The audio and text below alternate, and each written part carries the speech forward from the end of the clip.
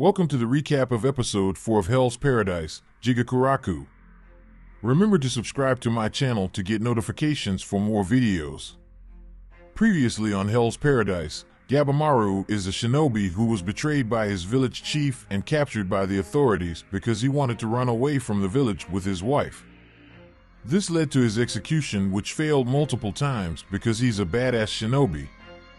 Until he meets Sadri, who turns out to be an expert swordsman and executioner.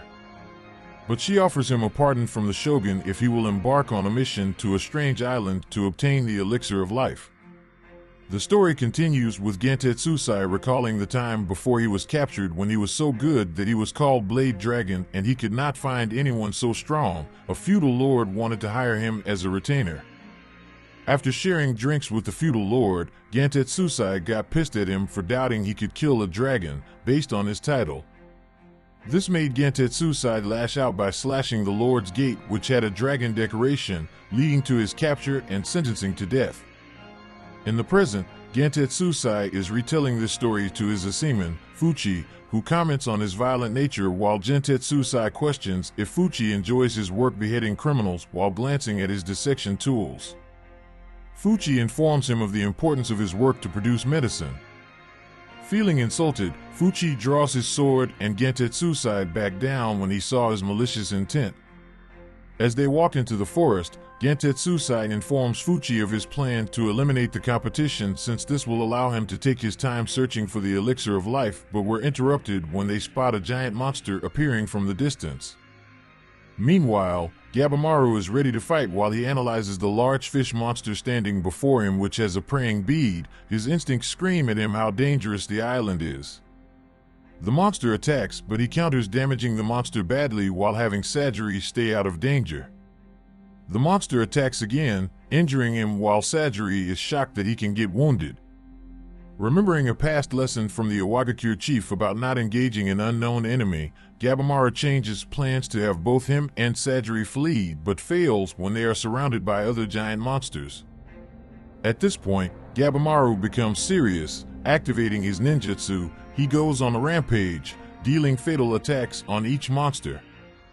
Meanwhile, looking in awe and feeling helpless, Sadri realizes that this place is dangerous. She is snapped out of her numbness when another monster attacks her, but she dodges. The monster tries to attack again, but she is held by centipedes. Gabimaru notices this, but he wants to focus on the monster in front of him. Suddenly, his body sprints subconsciously to slice the monster's hand and saves, which surprises him.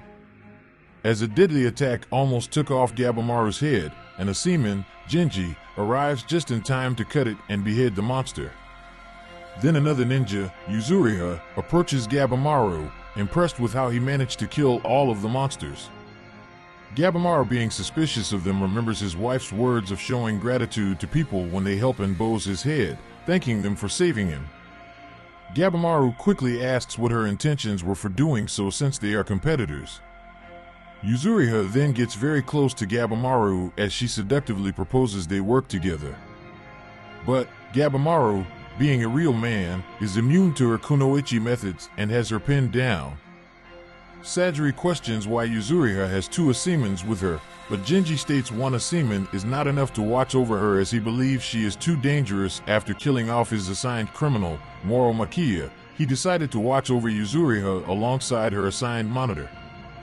Senta tried to introduce himself, but gets ignored. Gabimaru and Sadri knew that Genji's lying, as they both knew that he had fallen for her charms. Yuzuriha goes on to point out that it would be unwise to search for the elixir of life without a plan. Sadri let Gabimaru know that there is no problem if he wants to ally.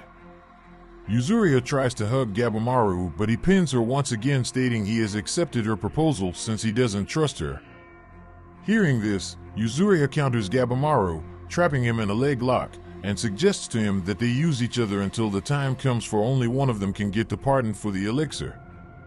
Releasing him, Gabimaru asks Yuzuriha what he can gain by partnering with her.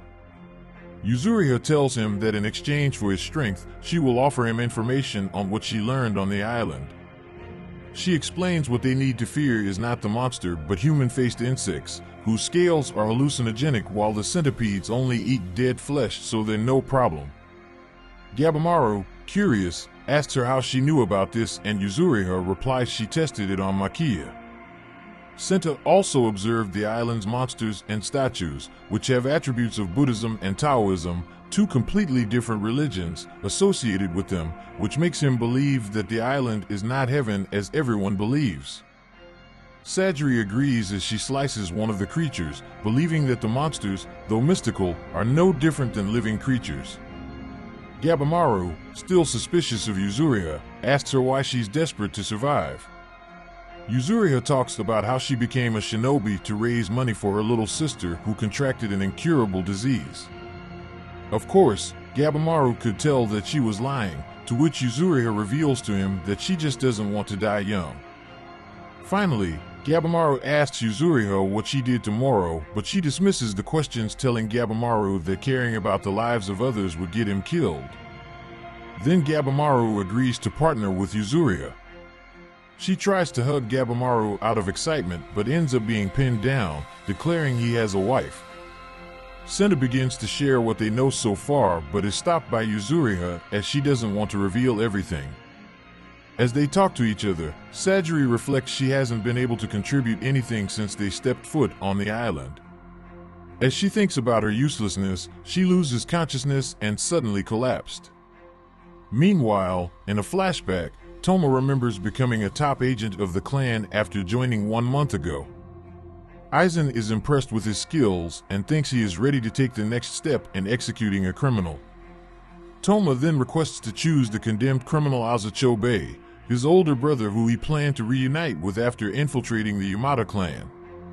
Upon reuniting with him in jail, Toma informs Chobei of the Shinsenkyo expedition as an opportunity for the authorities to give up pursuing him, which he was up for. In the present, Chobei and Toma are surrounded by monsters, but this doesn't scare Chobei as he goes apeshit on these monsters. Toma thinks back on his brother's ability to handle change and adapt quickly, like when their family was banished and they became poor, or when their mother died and their father was executed. He also remembers how his brother quickly became the leader of a band of bandits and the time he was ordered by Chobei to leave his side and come back for him later after the two were trapped by the authorities. Chobei breaks his weapon and ordered them to retreat, but Toma's long hair is caught by one of the monsters.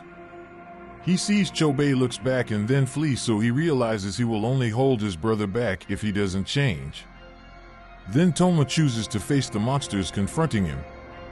However, Chobei returns to protect Toma after getting a big-ass axe from one of the monsters, and he thanks Toma since he gave him enough time to do so.